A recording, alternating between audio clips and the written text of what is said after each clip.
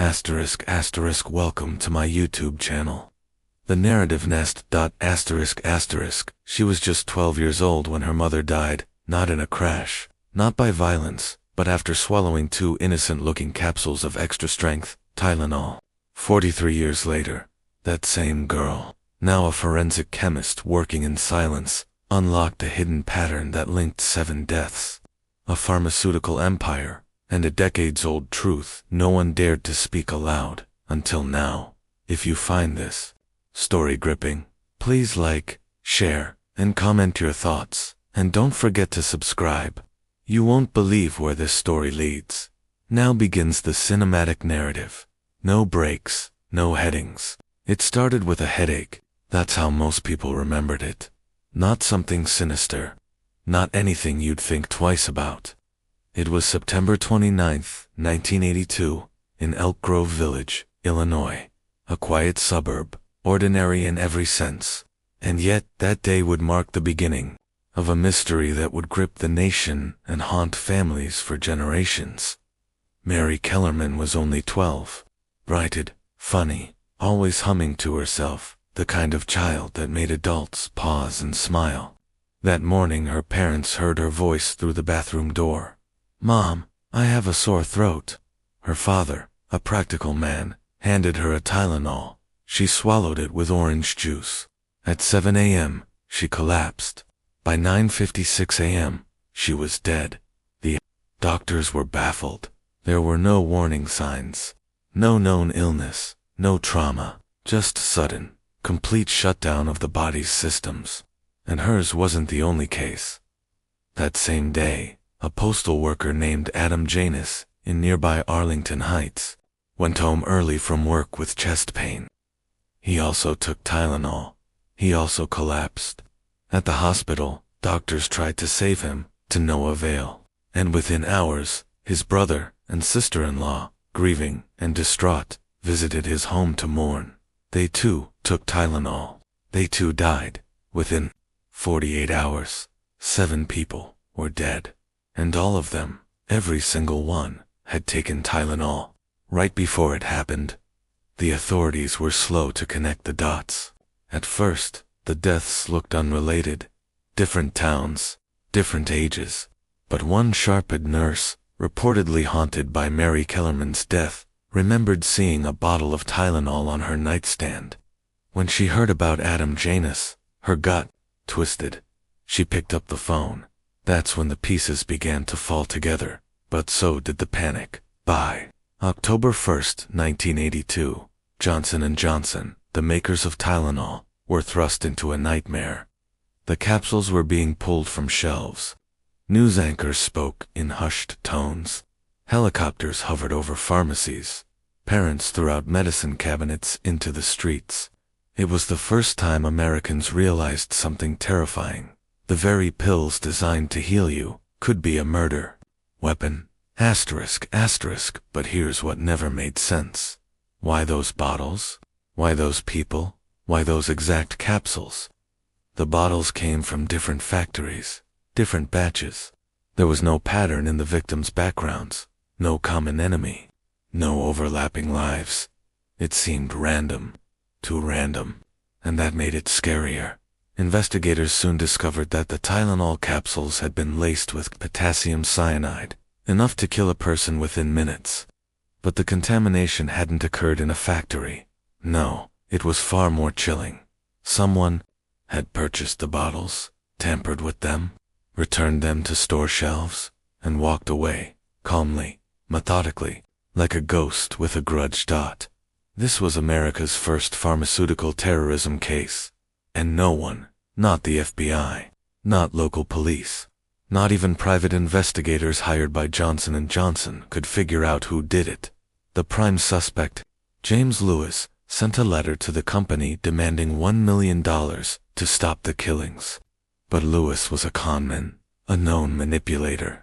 And though he served 13 years for extortion, no physical evidence ever tied him to the poisoned bottles. He denied being the killer until the day he died, so the case went cold. But not for everyone. In 2025, a woman named Dr. Natalie Raymer sat alone in a small lab in Milwaukee, flipping through old crime scene photos like they were part of her DNA, because they were. She was Mary Kellerman's childhood friend. They'd traded stickers, told secrets, shared their favorite lip gloss. Natalie had watched Mary get buried in a small white coffin, the size of a cello case. She was 6 years old, and that day never left her. Unlike most who moved on, Natalie leaned in. She studied biochemistry, then forensic pathology. She interned with the FBI. She had one purpose: find out what really happened that fall. Because deep down, she knew the story everyone believed was only half the truth. For years. She worked quietly, obsessed, sleepless. Her marriage ended. She lost funding. She taught at universities to stay afloat. But in 2022, she filed a Freedom of Information Act request that changed everything. The FBI sent her a 200-page document dump. Much of it was redacted, but tucked between heavily blacked-out pages was a photo, one that had never been released to the public. A bottle of Tylenol found in a location no one ever mentioned. A Greyhound bus station. Downtown Chicago, locker 547.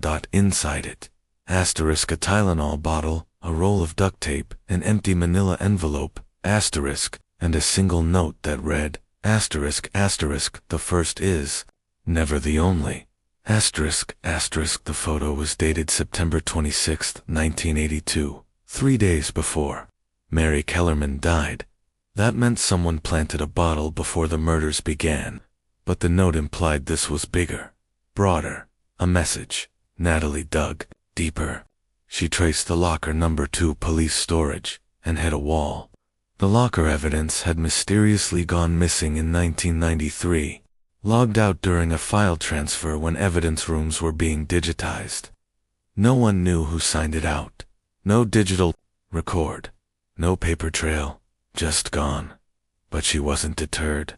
She began cross-referencing every Tylenol-related call made to poison control centers in the U.S. between 1978 and 1983. Thousands of entries, most routine. But 12 stood out, all with the same symptoms, same brand, and all treated as isolated incidents. Each one happened asterisk, within 25 miles of a train station. Asterisk, and in each case, the bottle had been discarded before investigation, usually by family members or paramedics unaware of what they were handling. She plotted them on a map. The result made her heart stop. It formed a circle, a near-perfect radius surrounding Chicago Union Station, as if someone had picked points around a wheel, then spun it. This wasn't random, this was ritual, and it was only just beginning. When the investigators revisited the Janus family's tragedy in the cold, fluorescent light of the Cook County Medical Examiner's office, the cause of death became disturbingly clear. Potassium cyanide, enough to kill 10 people, compressed into a capsule that was supposed to relieve a headache. But that answer brought no comfort. It only deepened the nightmare. The pills were traced to a single lot of extra-strength Tylenol, distributed across the Chicago area. Panic swelled like a virus. Within 24 hours, news channels were breaking into regular programming. CVS stores began pulling Tylenol from shelves. Mothers flushed their medicine cabinets down the toilet. People called hotlines with trembling voices. "I took a pill last night. Am I going to die?" And while the public reeled, detectives huddled in corners with paper cups of stale coffee, staring at maps of product distribution routes. There was no obvious link between victims, different neighborhoods, different ages, different ethnicities. The only connection was that little red and white bottle. That week in September 1982 changed America. Johnson & Johnson, the makers of Tylenol, pulled 31 million bottles off shelves, a $100 million recall, the first of its kind. But they weren't the only ones scrambling. Inside an FBI office in downtown Chicago, the Special Task Force took shape. Agents, detectives, postal inspectors, and FDA investigators shared a single goal: to stop whoever had turned a common household drug into a weapon of mass murder. But how do you track someone who leaves no fingerprints, no note, no trace? One of the first real leads came from a pharmacy in Arlington Heights, the same suburb where 3 victims had died. The pharmacist, a wiry man named Tom Gribben, remembered something strange. A man had come in days earlier asking pointed questions about the placement of Tylenol bottles. Where are the cameras? Do you keep the bottles locked at night? At the time, Tom had shrugged it off. Now, with 6 people dead, he remembered the man's jacket, tan corduroy, torn at the elbow, and his eyes. Something about his eyes, cold, just empty. The sketch was vague. No name, no fingerprints, no credit card trail. Just tan jacket, thin, white male, 30s. There were thousands of people who matched that description. Meanwhile, another name started to surface. James William Lewis. He was already known to law enforcement. In 1978, he'd been arrested for fraud. He used aliases, bounced between cities, and wrote threatening letters to corporations. And now, one of those corporations had received a note. It read, "Tylenol, you are going to stop the killing, or more will die. You can stop the killings if you wire $1 million to the following account, ...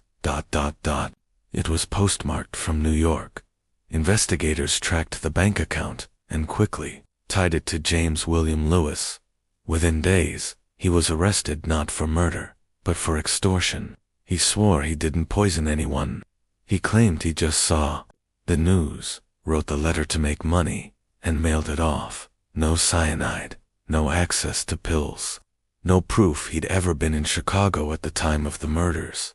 He sat in a federal prison, serving 13 years for extortion, but the murder charges never came. Back in Chicago, the funerals piled up. Mary Reiner's baby cried through the service, not knowing her mother was gone forever. The Janus siblings were buried side by side, a photo of all 3 on the front page of the Chicago Tribune. Smiling, frozen in time. Investigators were stuck in a loop. Theories formed, crumbled, reformed. Could it be a disgruntled employee at Johnson & Johnson? A pharmacist gone rogue? A serial killer experimenting with mass death? None of it made sense. The tainted pills weren't isolated to one batch at the factory. They seemed to have been tampered with after distribution, but before purchase. Someone had walked into multiple stores across the suburbs of Chicago. Jewelosco, Walgreens, small mom-and-pop drugstores, opened the bottles, filled capsules with cyanide, and put them back on the shelves. It was personal, intentional, and horrifying. Even more chilling. They never caught him. The FBI launched the largest manhunt in Illinois history. They tested pills from every state. Tip lines flooded. Psychics called in. Criminologists studied the deaths like they were a code. But after months, the trail went cold. And then, in 1986, 4 years later, it happened again. This time, in New York, Diane Ellsworth, age 23, took a capsule of extra-strength Tylenol. She died within minutes. Cyanide again, but the tampering wasn't widespread. Just 1 bottle. And it seemed unrelated. Still, the damage was done. Public trust in over-the-counter medicine was shattered. Johnson & Johnson responded by developing tamper-proof packaging, foil seals, glued caps, plastic wrap. A whole new era of consumer safety began because of those murders. But for the families left behind, no amount of packaging could bring back the people they lost. In 2009, the FBI reopened the Tylenol case with new DNA tools. They exhumed one of the victims, retested samples, interviewed James Lewis again. He gave vague, unsettling answers, enough to keep suspicions alive, but not enough to indict. And then in July 2023, James William Lewis was found dead in his home in Cambridge, Massachusetts. Natural causes. No note, no confession. He died without ever being charged in the killings. To this day, No one knows who poisoned the Tylenol capsules in 1982. No one knows why. No arrests. No justice. But one theory, long buried in FBI files, has started to resurface, and it doesn't point to just one killer. The morning of October 6, 1982, dawned heavy with rain over Chicago. The gray skies mirrored the mood inside the emergency meeting room of the task force, where detectives, FDA officials, and FBI agents gathered around a long rectangular table, littered with files, Polaroids, and half-empty cups of black coffee. No one had slept. The deaths had paused for now, but panic hadn't. Detective Sam Braddock flipped through a fresh batch of lab results with a face like stone. Across from him, Special Agent Lisa Monroe scribbled notes into her worn leather notebook, lips pressed tight. The preliminary findings from the FBI's chemical lab had confirmed what they feared. Cyanide capsules had been tampered with in more than one location, not just in the suburban pharmacies. Someone had either intercepted the supply chain or was planting them in stores personally. The killer, or killers, were still out there, and they might not be done. 7 confirmed dead, Braddock said finally, voice hoarse. 1 survivor in serious condition. All took extra strength Tylenol capsules, all in the Chicago metro area. Still no prints, no witnesses, no clear motive. And now, we've got reports from a warehouse worker in Pennsylvania who found a similar bottle during an inventory sweep that expands our radius. What about packaging defects? Asked a young FDA chemist near the window. Could we trace the lot numbers to a specific plant? We tried that, Monroe said, setting her pen down. The bottles were manufactured in different locations. There's no overlap except for the brand. This isn't a factory problem. It's a person. Someone smart. Someone mobile. Across the room, a man raised his hand. His name was Dr. Edwin Patel, a forensic toxicologist from the University of Illinois Medical Center. He'd been brought in because he had published one of the few available papers on cyanide toxicity in non-industrial settings. I don't think this person is just smart, Patel said quietly. I think they're meticulous. Calculated. Every dose so far has been lethal enough to kill instantly. They know exactly what they're doing, Braddock exhaled, and ran a hand through his hair. Then we need to know why. That question haunted them all. Who would poison random people with cyanide-laced over-the-counter painkillers? Terrorists? A disgruntled ex-employee? A serial killer hiding behind a faceless product? Lisa stood up and pushed a photo forward. A smiling young woman named Mary Reiner, age 27. She had taken a Tylenol to relieve post-labor discomfort.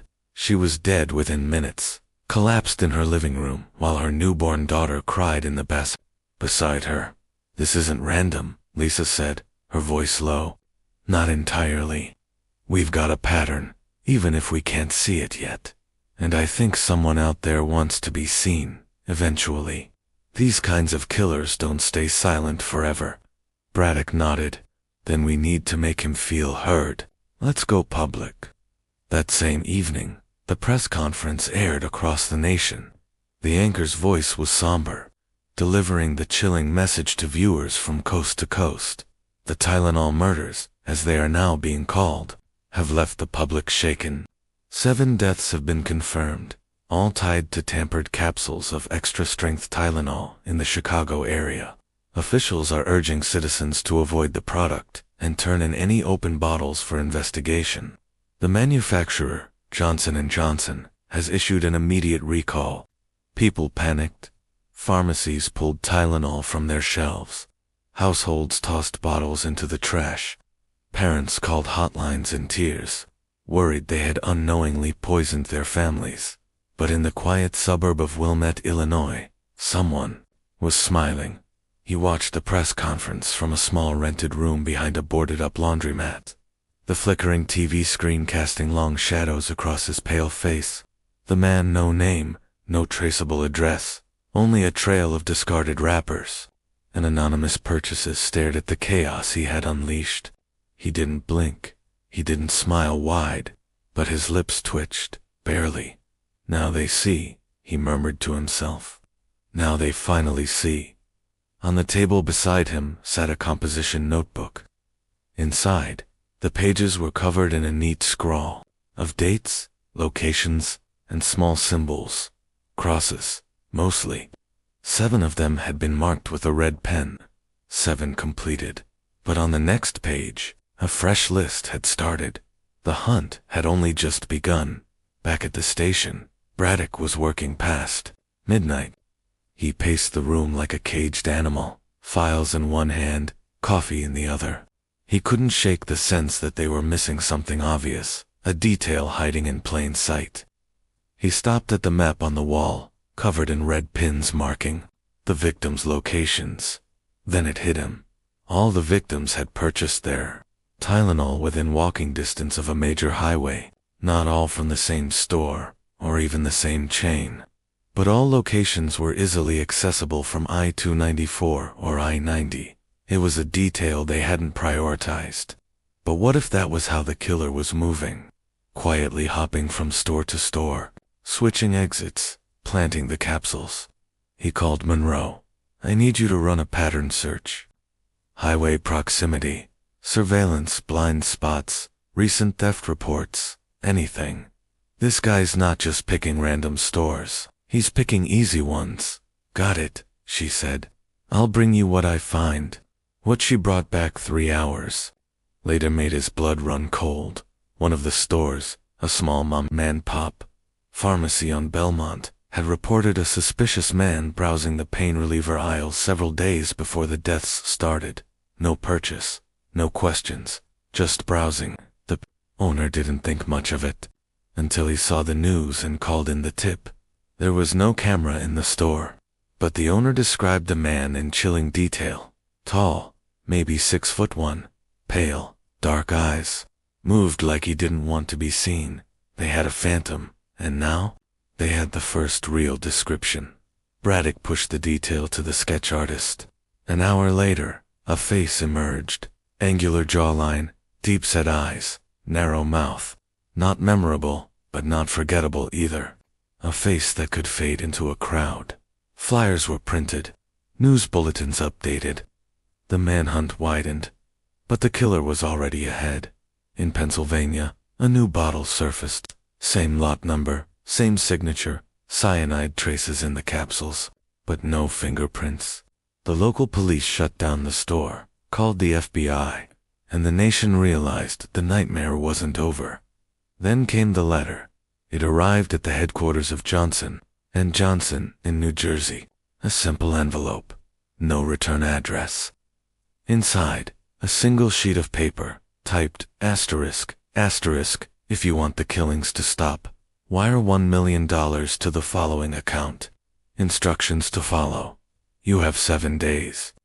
Asterisk, asterisk, the extortion note was direct, cold, and unsigned, but it changed everything.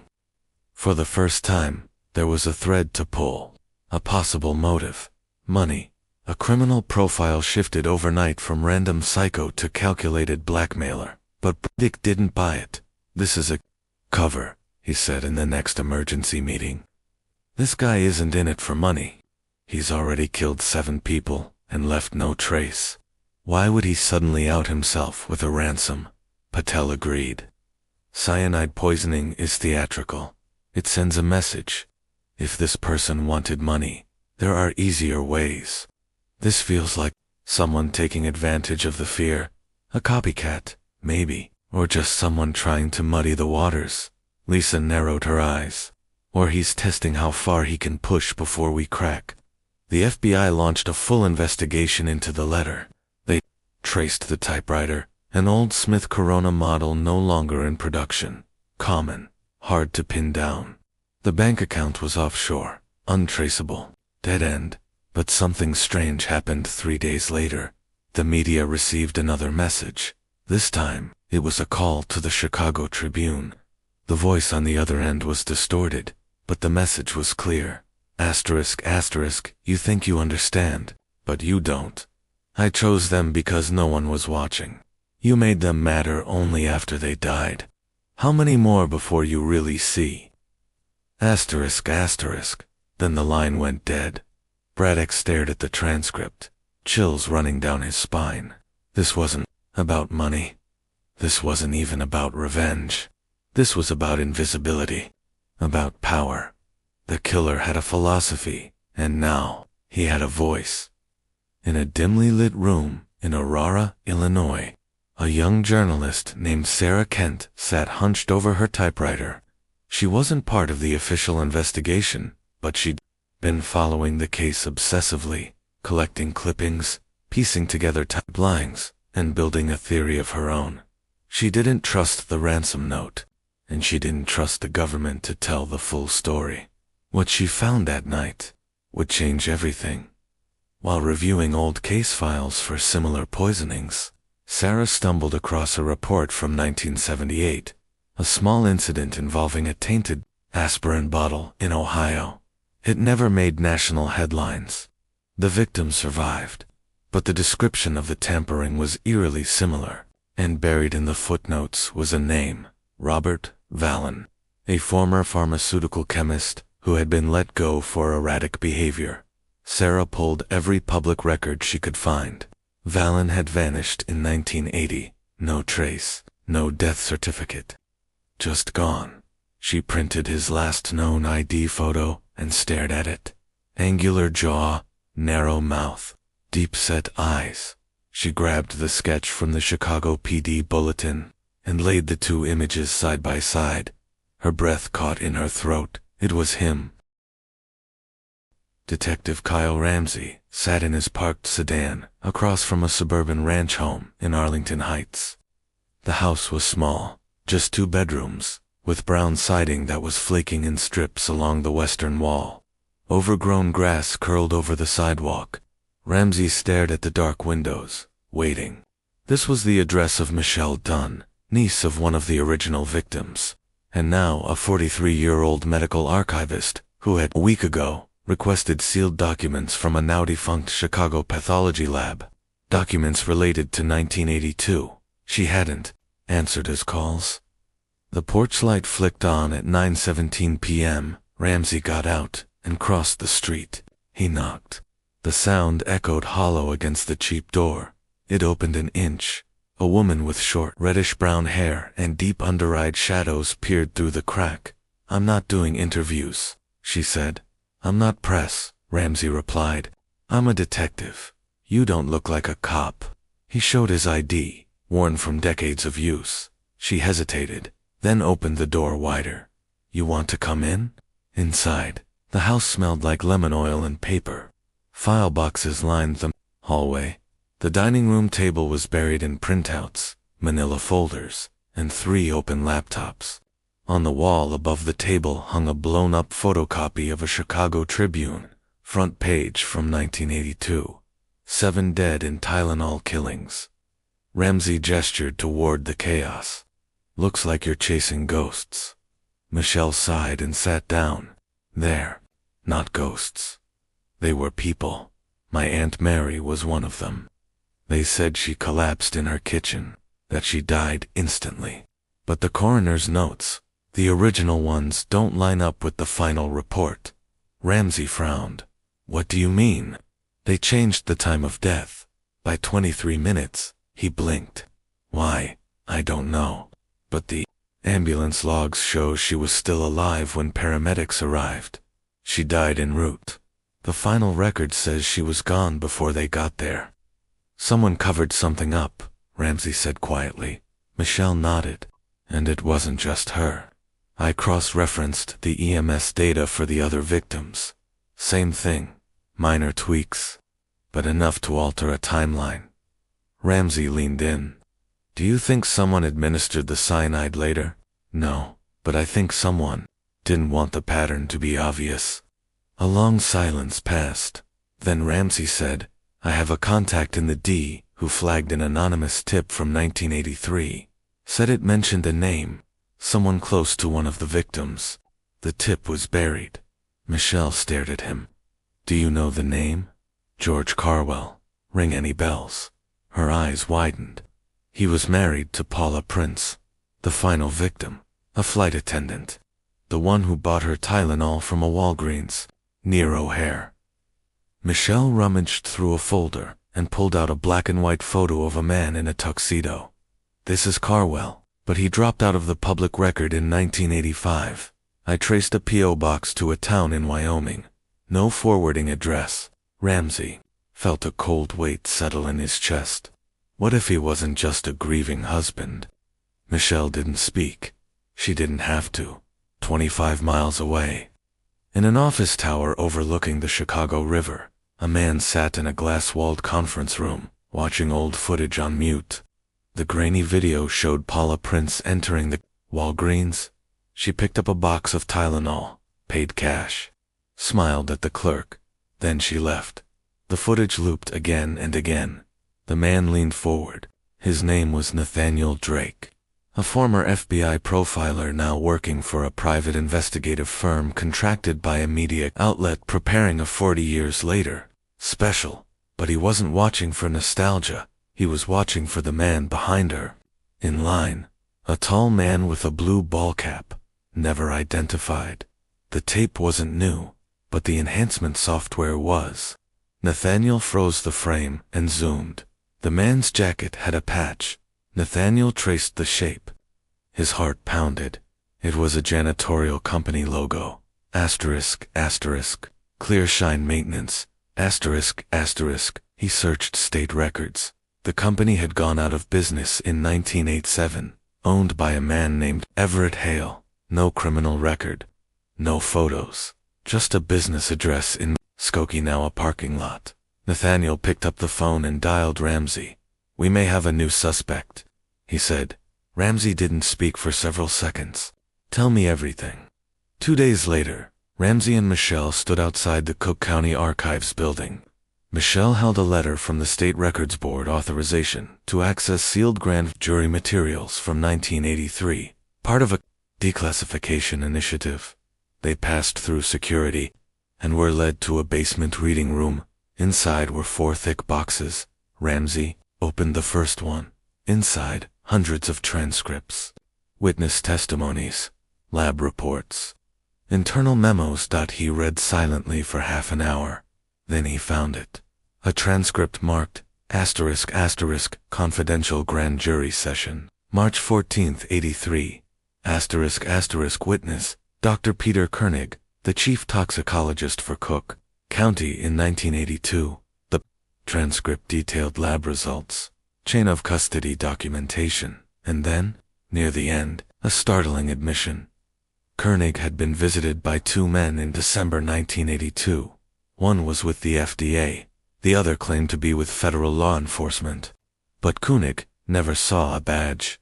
The man told him, asterisk asterisk, we need the Prince autopsy notes to disappear, for national security. Koenig asked why. The man said, she wasn't the last. Asterisk asterisk Ramsey read it twice, then turned to Michelle. They knew there were more victims coming, he said, but they never told the public. No, Ramsey said. They buried it. That night, Ramsey sat alone in his apartment, the lights off, his laptop open. He was rereading an email he'd received from a former D analyst. Subject. Asterisk asterisk old bottle. Asterisk asterisk, the analyst had flagged an eBay auction from 2 years earlier. A collector had purchased an unopened 1980s Tylenol bottle for $614. The lot description said it came from a shuttered pharmacy in Cicero.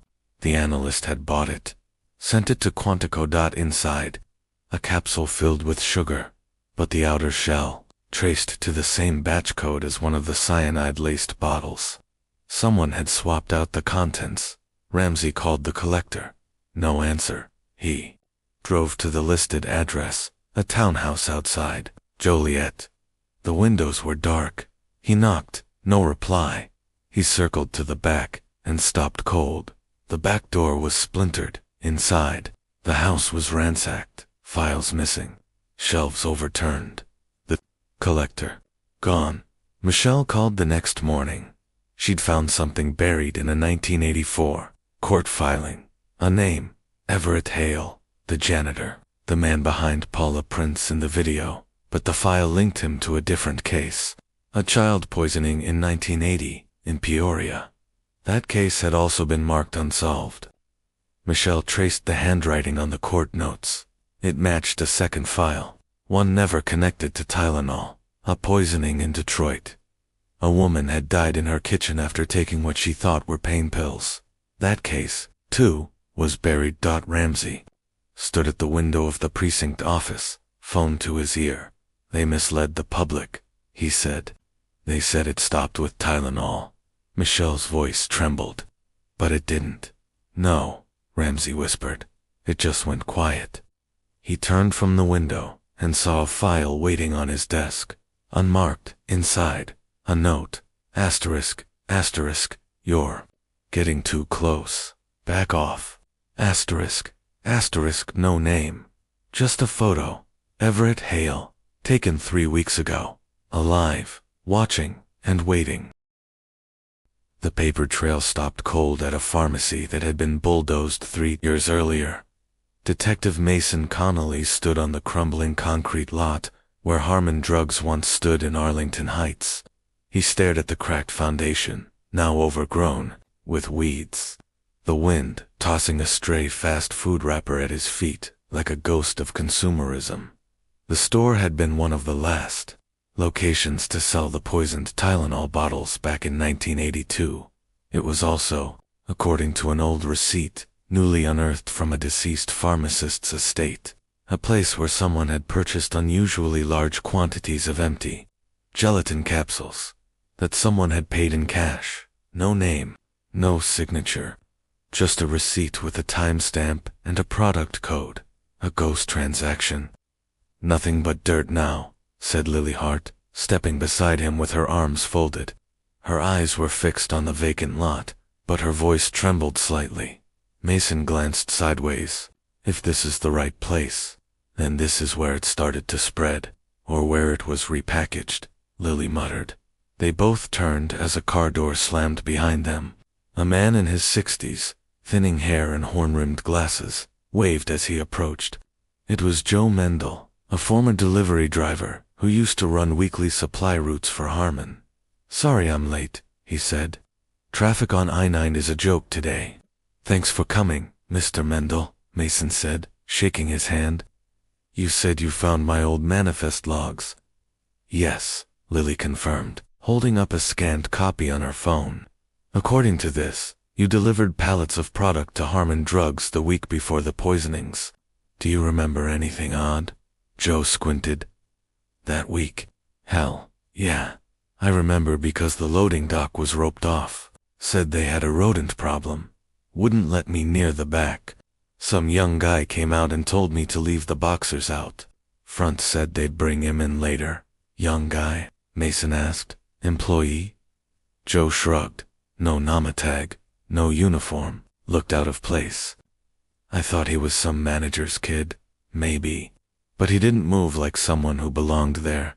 Nervous, glancing over his shoulder. And this was... What day exactly? Wednesday. Same day I always delivered. September 22nd. Lily's heart dropped. That was 5 days before the first death. Mason looked at her. You thinking what I'm thinking? She nodded grimly. The pills were tampered with before they hit the shelves. They weren't dealing with a madman opening bottles inside stores. This was industrial, planned, calculated, hidden in plain sight. The killer had used the store's delivery system, and worse, no one had noticed. Back in Chicago, the cold case board was rapidly filling up. The red thread now crossed states. Mason and Lily had drawn new connections to a pharmaceutical plant in Kenosha that closed in 1984. According to whistleblower reports, it had a containment breach during the same quarter as the Tylenol murders and quietly paid several fines without media attention. What's the overlap? Lily asked, pacing. Mason pointed to a name on the board. Dale Hennessy. He worked at the Kenosha plant and rented a storage unit in Des Plaines until 1985. Guess what they found? Inside, when the lease defaulted, Lily blinked. Don't tell me. Capsules.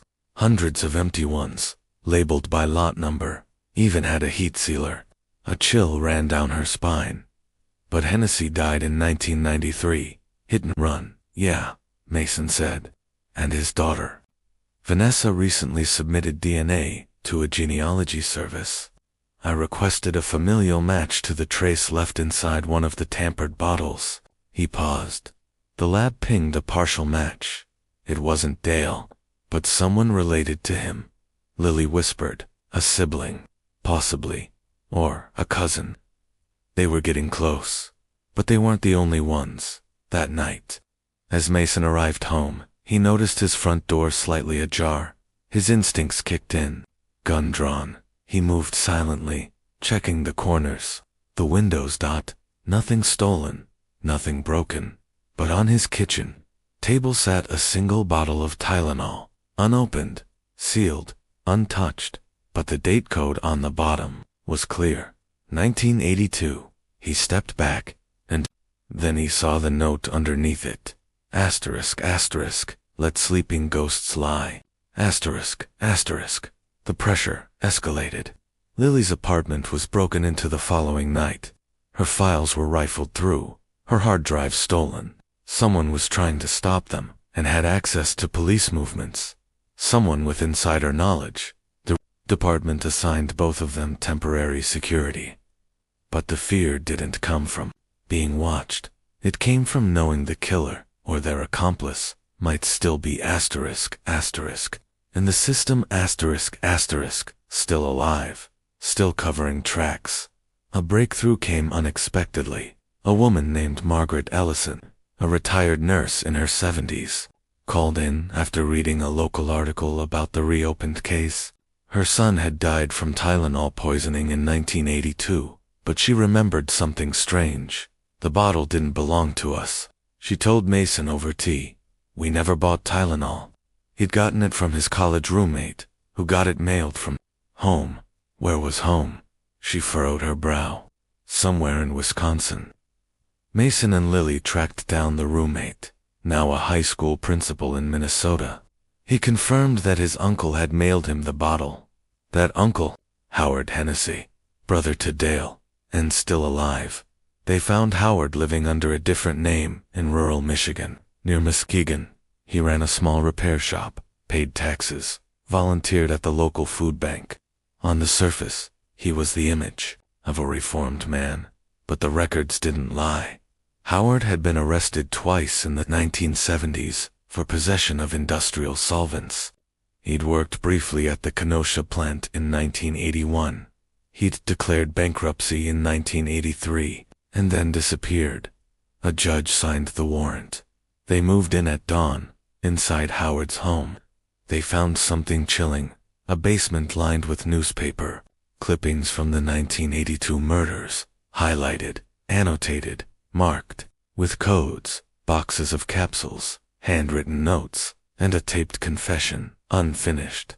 I did it because no one listened. The recording began, Howard's voice trembling. They fired my brother, said he was dangerous, said he was unstable, but he was brilliant. He knew how to make things clean, controlled, powerful. I finished what he started. Howard didn't resist arrest. He barely spoke during interrogation. His lawyer immediately pushed for a psychiatric evaluation. But the damage was done. The pieces aligned. The timeline fit. The fingerprints matched. After 43 years, the Tylenol murders had a face. Two brothers. One motive. Revenge. Chicago, present day, the press exploded. Families wept on live TV. Candlelight vigils reignited. The old fear returned, and with it, a deep, unresolved grief. Mason stood at the lakeshore, watching the horizon. Lily joined him. You okay? He nodded, just thinking how close we came to never knowing. She sighed. Closure doesn't fix everything. No, he agreed, but it gives the dead their names back. She reached into her coat and handed him something. The old Tylenol bottle, the one left on his kitchen table. I had it tested again. Guess what? He looked at her. It was clean, untouched. It wasn't a threat. It was a message. What message? She looked out at the waves. That the ghosts are still watching. The room was quiet, except for the ticking of a wall clock, a faint sound that seemed to stretch longer with each second. FBI Special Agent Marla Jensen adjusted the binder in her lap and looked across the table at the man whose life had, at least peripherally, threaded through the Tylenol murders nearly 4 decades earlier. "You've never told this to anyone else?" she asked. He shook his head. Never said it out loud. Until now. The man's name was Alan Brookfield. In 1982, he had worked in a janitorial capacity at the McNeil facility. Though never accused or even questioned at the time, his name had come up in a re-examined batch of employment records as part of Marla's deep dive. A simple name, one of hundreds, but it stuck because of a handwritten note attached to his personnel file. Asterisk voluntarily resigned 5 days after Chicago deaths. No follow-up. Asterisk Marla leaned forward. Let's start again. Everything. From the top. Alan rubbed his face. You sure? You know how long I've been sitting with this? I do, she said. That's exactly why we need to get it right. Continuing. Episode 3, Part 1 of the Tylenol Murders series. Here is the next segment of the 10,000-word episode, the following morning.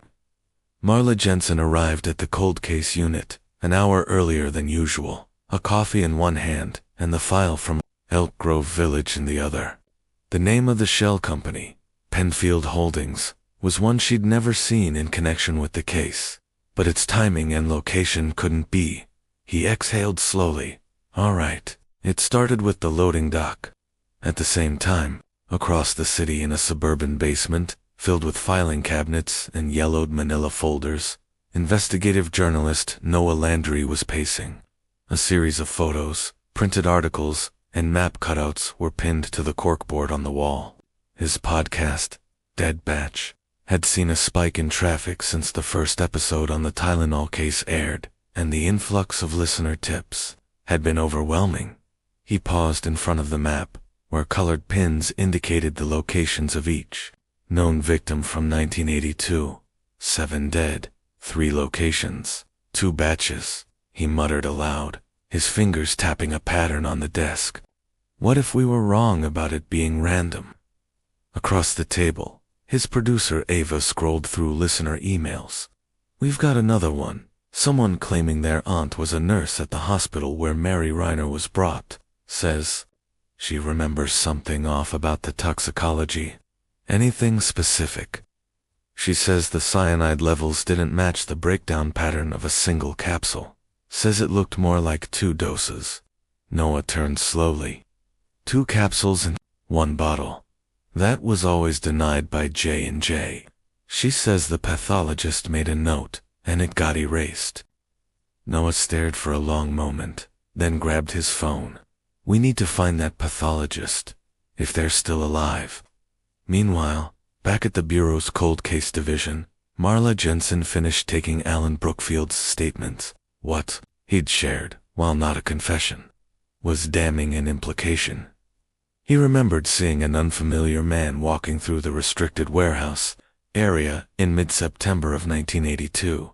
He remembered the way the man wore gloves, not for hygiene, but concealment. And he remembered how the crates went missing and were later found, opened, resealed, and replaced slightly out of order.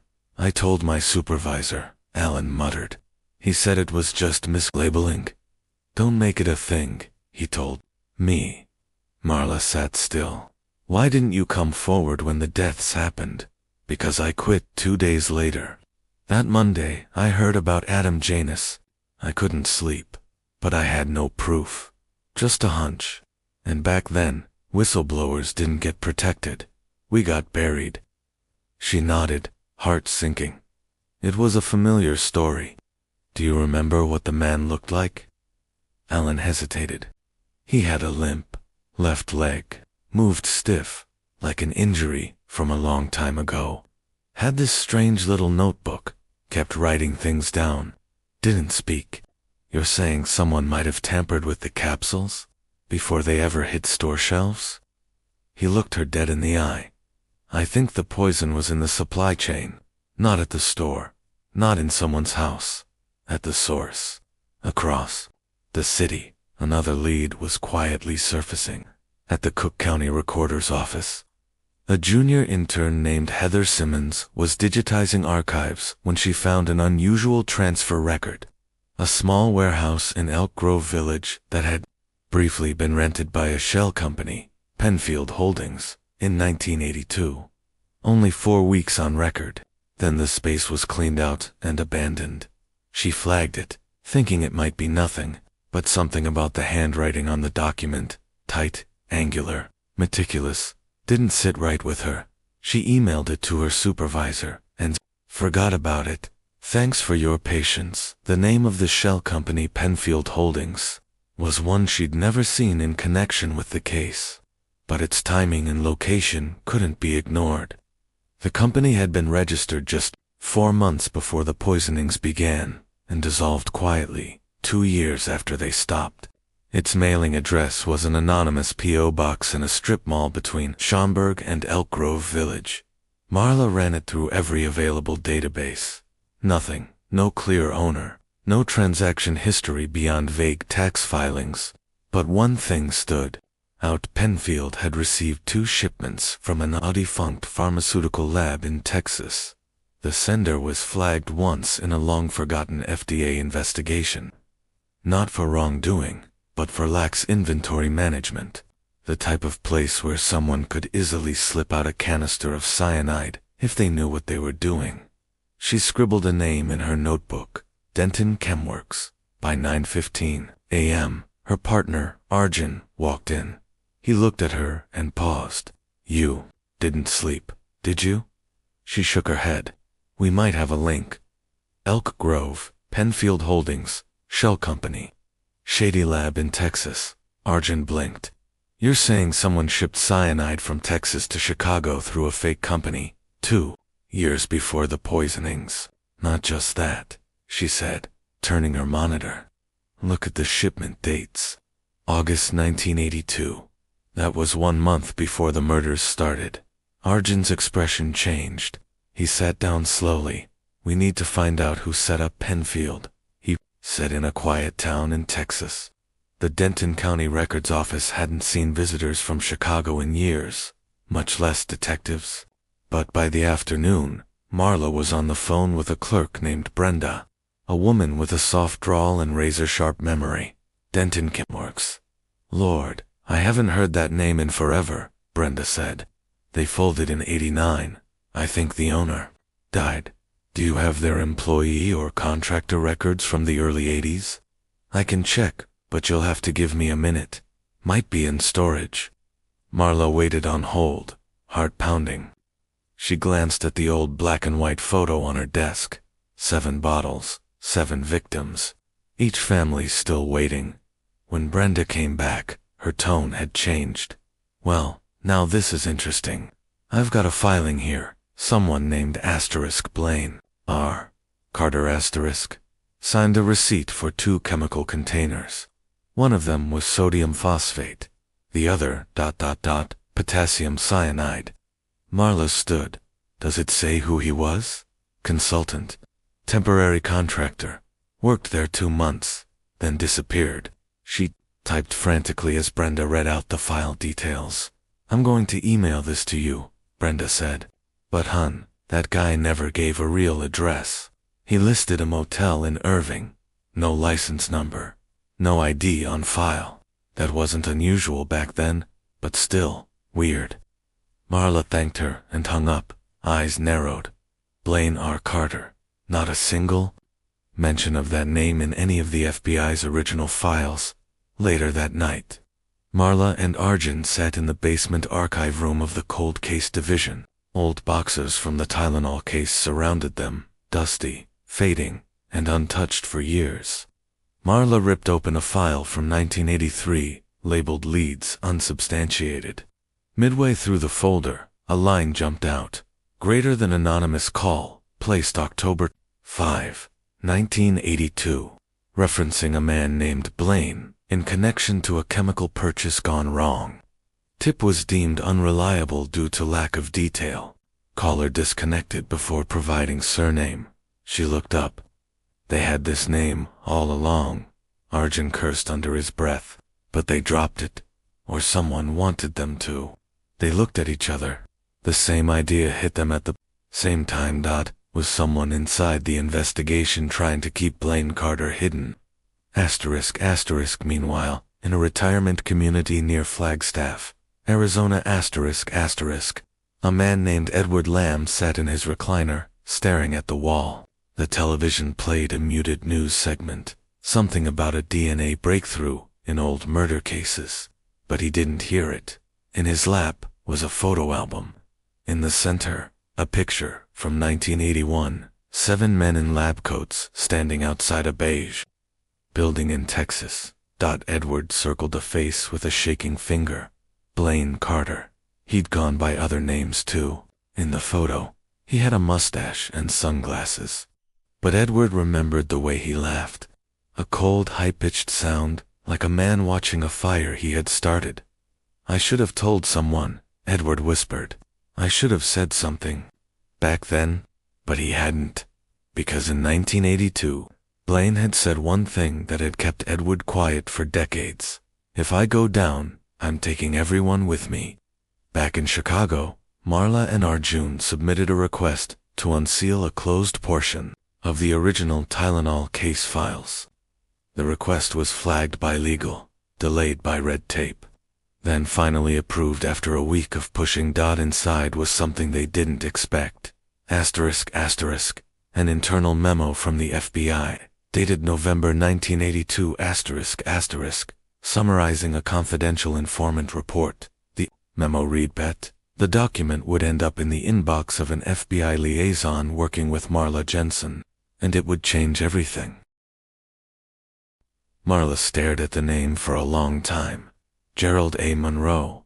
On the surface, it was just another bureaucratic name buried in old paperwork. But Monroe had not only denied the surveillance request on the man now believed to be Blaine Carter. He had also left the bureau abruptly, mid-case, only 3 years later. What if Monroe wasn't just protecting bureaucracy? Arjun asked. What if he was protecting Carter? Marla looked up. Or protecting himself? They started digging. Monroe had joined the FBI in 1968. His early years were unremarkable. But something shifted in the late 70s, a transfer to Chicago, a sudden rise in influence, and then a sidestep into private industry after the Tylenol investigation stagnated.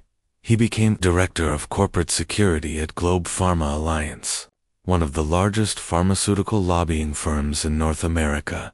That move, in hindsight, looked less like retirement and more like reward. Marla circled his name in red ink.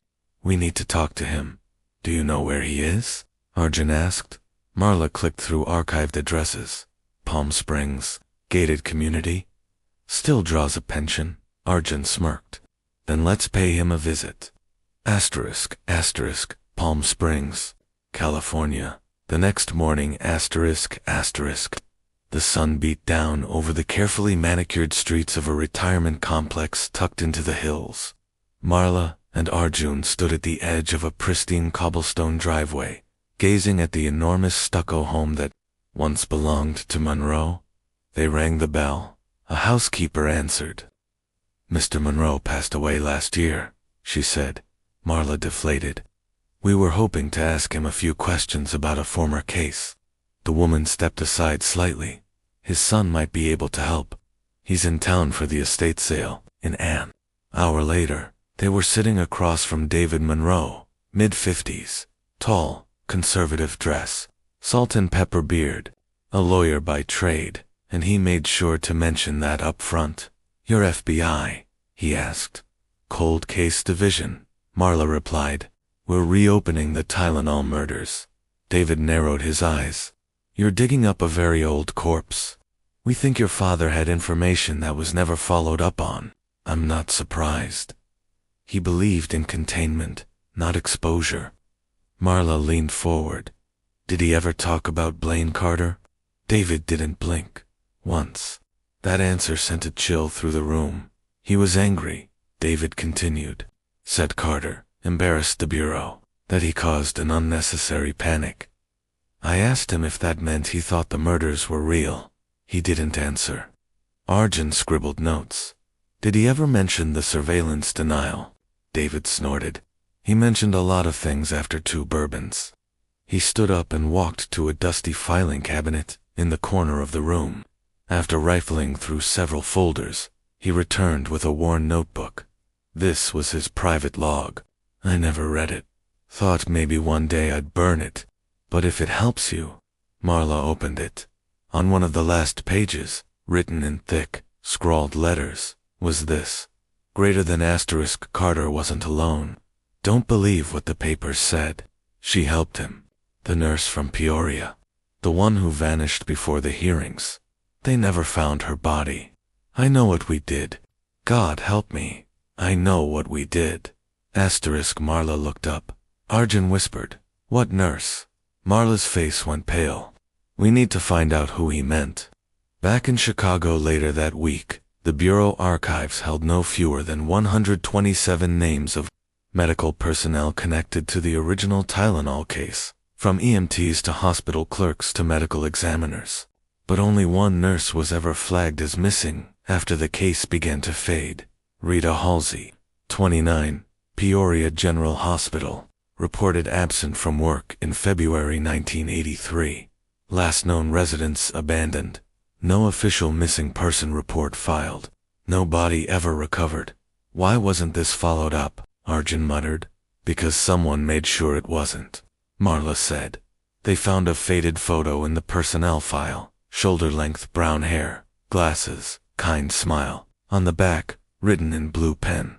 Greater than asterisk, to Mary. Keep fighting. We'll make them listen. Love, Rita. Asterisk Mary. Mary Reiner, one of the victims. The connection was suddenly obvious. What if Rita knew what was coming? Marla said, and they silenced her before she could talk. Arjun added. A contact in forensic genealogy provided a lead. Rita Halsey had one living relative, a niece named Emily Halsey, 41, living in Madison, Wisconsin.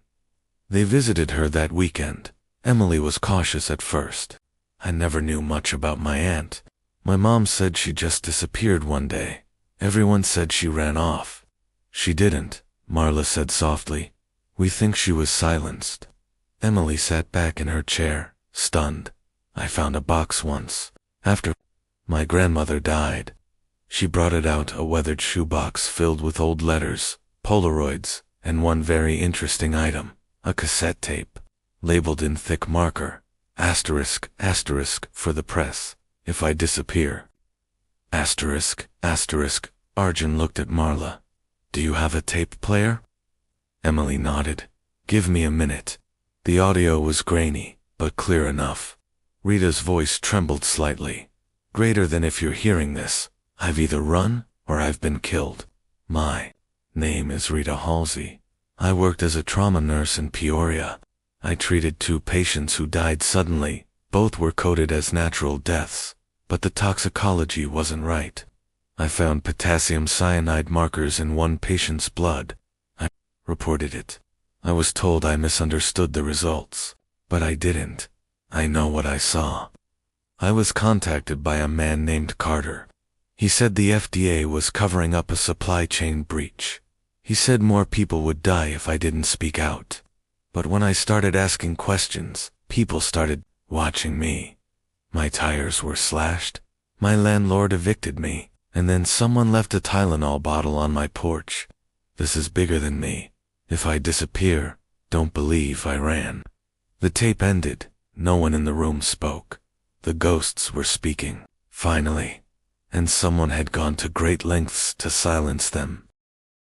The next morning, Marla and Arjun met with the Bureau's cold case director in a sealed conference room at the federal building. The cassette recorder sat silently on the table between them. Behind it, The printed transcript of Rita Hall's message, highlighted, annotated, and marked confidential. Director Sloan leaned back in his chair, jaw tense. "This isn't just a break in the case," he said. "It's a political bomb." "She tried to warn people," Marla replied, "and she was erased." Sloan folded his arms. "And if Carter and Halsey were working together, that raises a bigger question. What if she wasn't just a witness? What if she helped him?" "I don't believe that," Arjun said immediately. Sloan looked over. "She knew about the contamination, Arjun. She had access to patients, records, systems. If she didn't deliver the cyanide, maybe she told him where to place it." Marla tapped the file. "Or maybe she was manipulated. Carter clearly had a way of turning people into pawns." Sloan didn't respond. Then he spoke quietly. "There's something else you need to see." He unlocked a drawer and pulled out a sealed envelope. "This came to us in 1998, mailed anonymously to the Milwaukee field office. No prints, no return address. It was labeled for your archives, not to be opened. It's been sitting in the Bureau's deep storage vault ever since." "Why wasn't it opened?" Marla asked. "Policy," Sloan said. "Unless it was accompanied by a known case ID, it wasn't processed." He slid the envelope to Marla. She opened it. Inside was a single page, typed on a manual typewriter. Asterisk, "They never wanted the truth. They wanted calm. They let it happen. She knew too much. I did what I had to do. But I wasn't alone." At the bottom of the page, one line typed in bold, "Greater than if they open this letter, they'll open the grave, too." Asterisk, it was signed. "B.R.C. Blaine, R. Carter," Arjun said under his breath. Sloan nodded. "Looks like he tried to confess, or maybe warn us." Marla folded the letter. "Where's Carter now?" "He's off the grid," Sloan replied. "He was spotted in Toronto in 1991. A blurry photo from Prague in 1997. Then nothing. No confirmed sightings in over 20 years. Then we need to find someone who knew him better than anyone," Marla said. That same day, back in Flagstaff, Arizona, Edward Lamb was packing a small duffel bag. He moved slowly, not from age, but from weight. The kind of weight that lives in the bones after carrying guilt for too long. He'd held on to the truth for decades. Now it was killing him faster than time ever could. He picked up a photograph. In it, Blaine Carter, Rita Halsey, and a third person, a man no one had yet mentioned.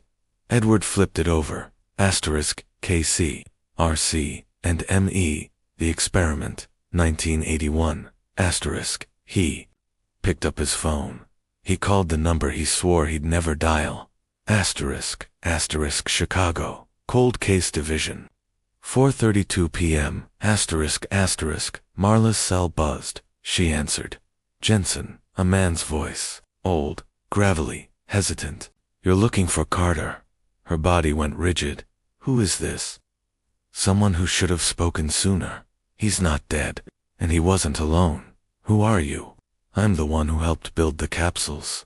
Silence. Then Marla whispered, "Where are you?" "Arizona. Flagstaff.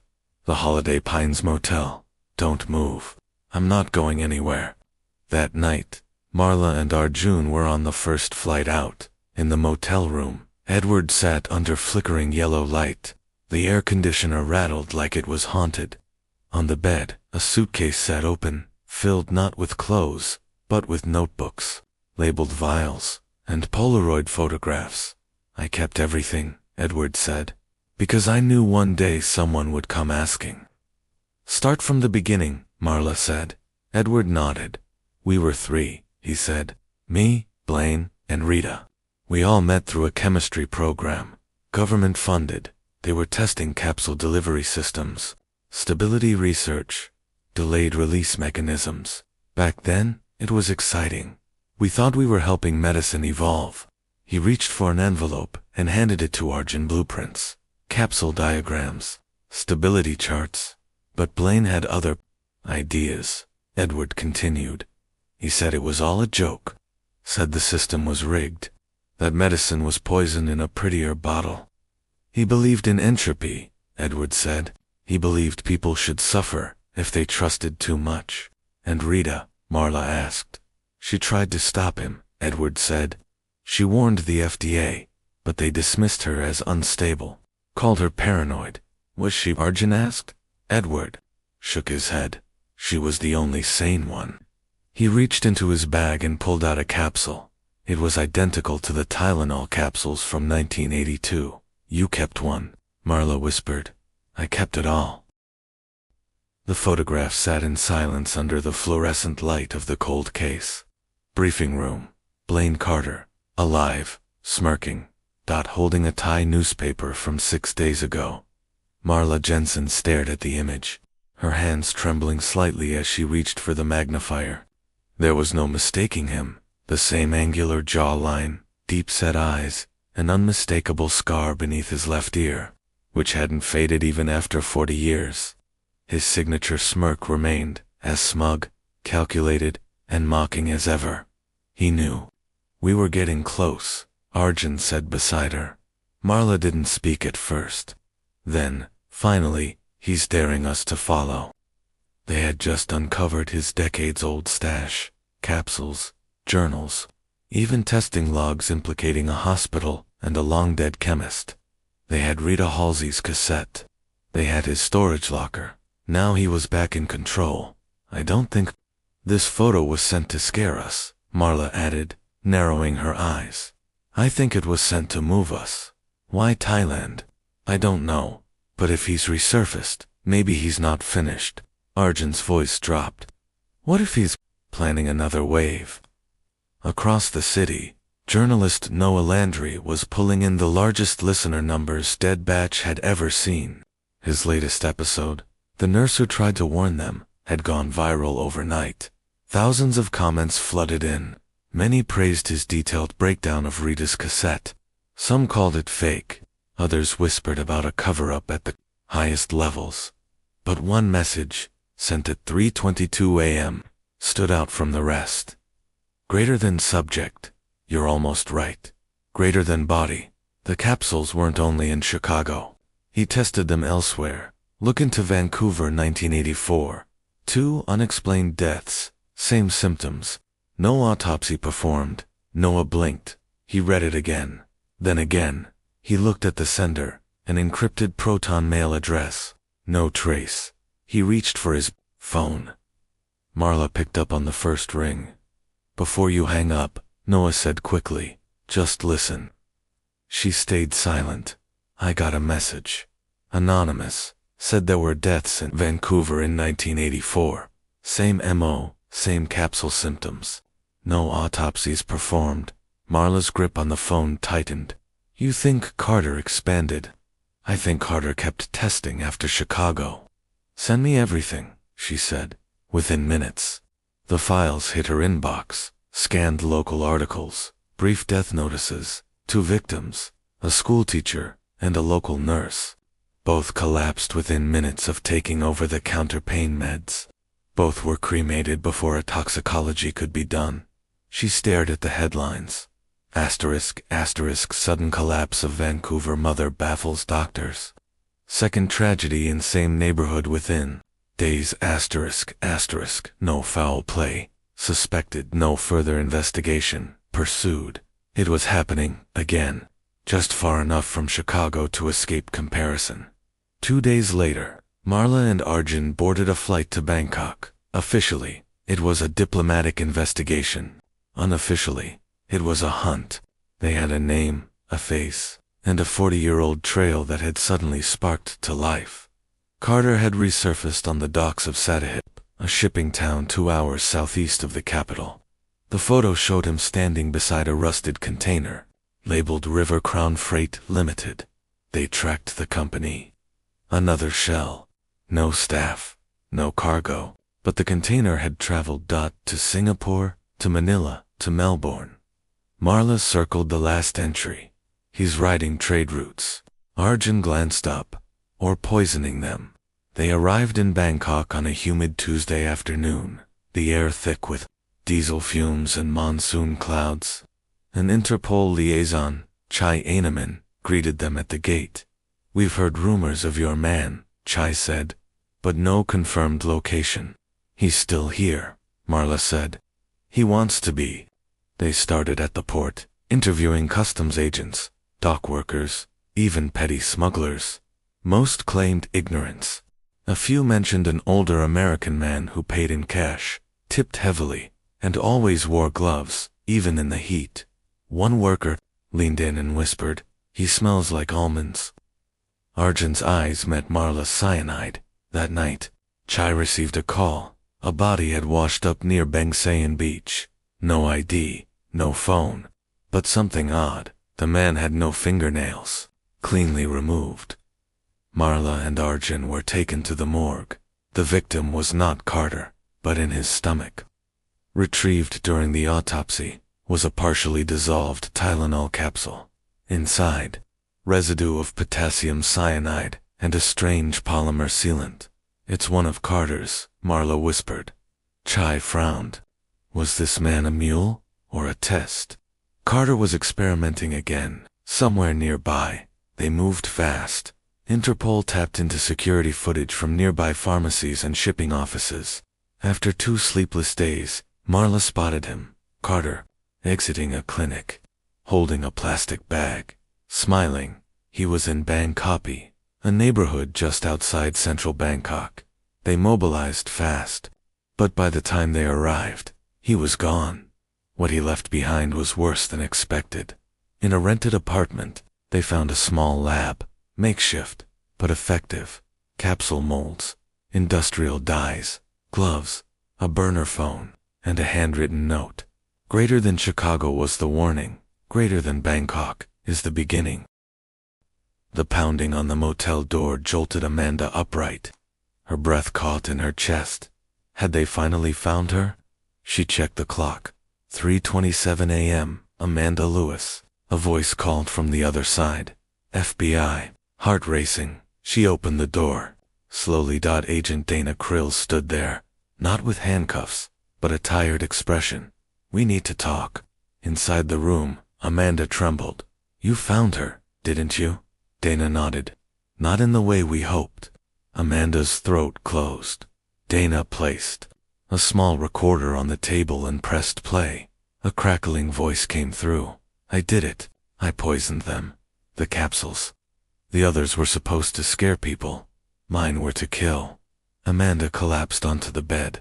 It was him, James Cantrell, her former colleague, the man who'd disappeared after Chicago, the one who always said chaos makes truth visible. Dana looked at her. "We've matched his voice to an anonymous call to 911 from 1982, he confessed. "But here's the twist. He died in 2003. Suicide. No one ever knew what he did." Amanda blinked. "Then why now?" Dana's jaw clenched. "Because the original tapes were found in a dead woman's attic last week. A neighbor's kid was playing with an old cassette player. Pressed play. That's how we reopened everything." Silence. "Then," Amanda whispered, "and the victims." "Some families are finally getting closure," Dana said, "but others, ... we may never trace. Kintrill tainted more batches than we thought. Some still remain unaccounted for. Some bottles never returned." Amanda's hands shook. Dana stood. "This isn't over, but you're done running. You were trying to expose him the whole time. You weren't the villain." Amanda's eyes filled with tears. As dawn rose outside, the weight of decades lifted. Far away, in a quiet suburban basement, a boy pressed play on another old cassette. The static cleared, and a woman's voice, faint, cracked, terrified, whispered, "Asterisk, asterisk," he said, "he'll do it again."